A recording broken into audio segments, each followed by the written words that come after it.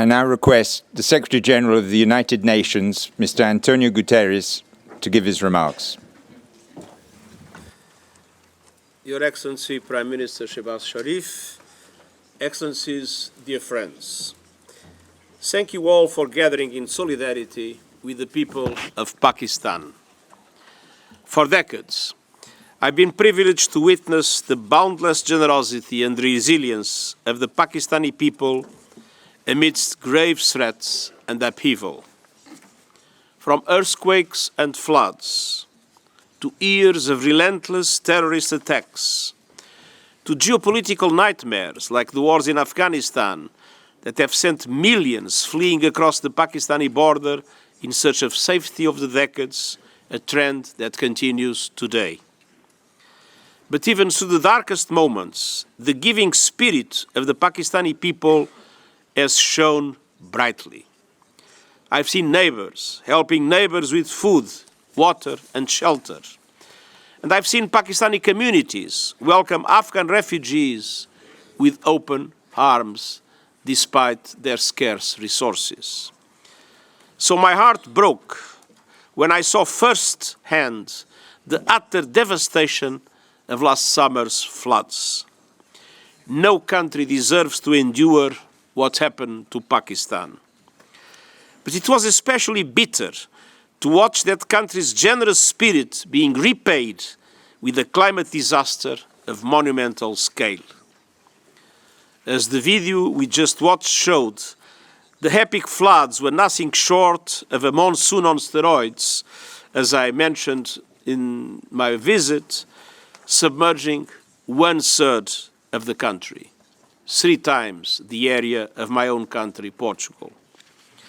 A terrifying wall of water killed more than 1,700 people, injured thousands more, and affected a total of more than 33 million, displacing 8 million people.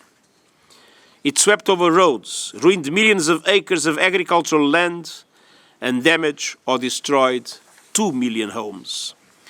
And it pushed back 9 million people to the brink of poverty. These are not numbers on a page. They are individual women, children, and men. They are families and communities. And under the leadership of the government of Pakistan, the United Nations donors and friends rallied to assist.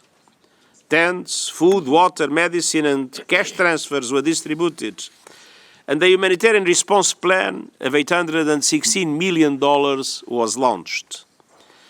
But all of that is just a trickle of support in the face of the growing flood of need.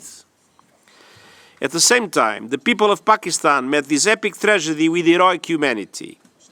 From the first responders rushing to affected communities, to the doctors and nurses I met, fighting against time to save lives in overcrowded hospitals. And I will never forget hearing the personal testimonies of women and men I met in September in the wake of the ruins. They left their own homes and all their worldly possessions to help their neighbors escape the rising waters. They sacrificed all they had to help others and bring them to safety. Excellencies, we must match the heroic response of the people of Pakistan with our own efforts and massive investments to strengthen their communities for the future. Rebuilding Pakistan in a resilient way will run in excess of $16 billion, and far more will be needed in the longer term. And this includes not only flood recovery and rehabilitation efforts, but also initiatives to address daunting social, environmental, and economic challenges. Reconstructing homes and buildings, redesigning public infrastructure, including roads, bridges, schools, and hospitals, jump-starting jobs and agriculture, ensuring that technology and knowledge are shared with Pakistan to support its efforts to build a climate-resilient future. And throughout, supporting women and children, we are up to 14 times more likely than men to die during disasters and face the brunt of upheaval and loss in humanitarian crises. women are consistently on the front lines of support during times of crisis, including in Pakistan. Their efforts are essential to a strong, equal, inclusive recovery. It is crucial that women play their full part as leaders and participants at every level, contributing their insights and solutions. And we also need to right a fundamental wrong. Pakistan is doubly victimized by climate chaos and the morally bankrupt global financial system. That system routinely denies middle-income countries the debt relief and concessional funding needed to invest in resilience against natural disasters. And so we need creative ways for developing countries to access debt relief and concessional financing when they need it the most. And above all, we need to be honest about the brutal injustice and loss and damage suffered by developing countries because of climate change. If there is any doubt about loss and damage, go to Pakistan. There is loss, there is damage. The devastation of climate change is real. From floods and droughts to cyclones and torrential rains. And as always, those developing countries least responsible are the first to suffer. Pakistan, which represents less than 1% of global emissions, did not cause the climate crisis, but it is living with its worst impacts. South Asia is one of the world's global climate crisis hotspots, in which people are 15 times more likely to die from climate impacts than elsewhere. At a recent UN climate conference in Egypt, the world made some important breakthroughs. This includes progress on addressing loss and damage, speeding the shift to renewables, and an unprecedented call to reform the global financial architecture, particularly multilateral development banks. It also includes accelerating efforts to cover every person in the world with early warning systems against climate disasters within 5 years. But we need to go much further. Countries on the front lines of the climate crisis need massive support.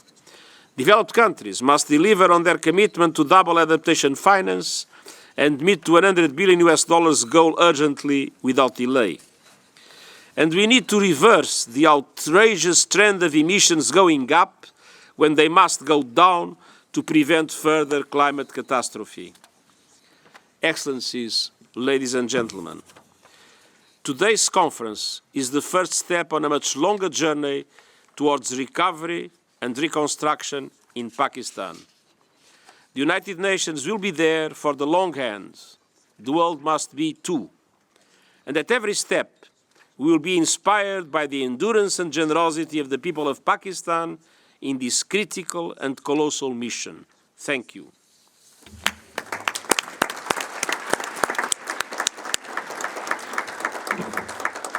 Thank you deeply, Secretary General. I now call upon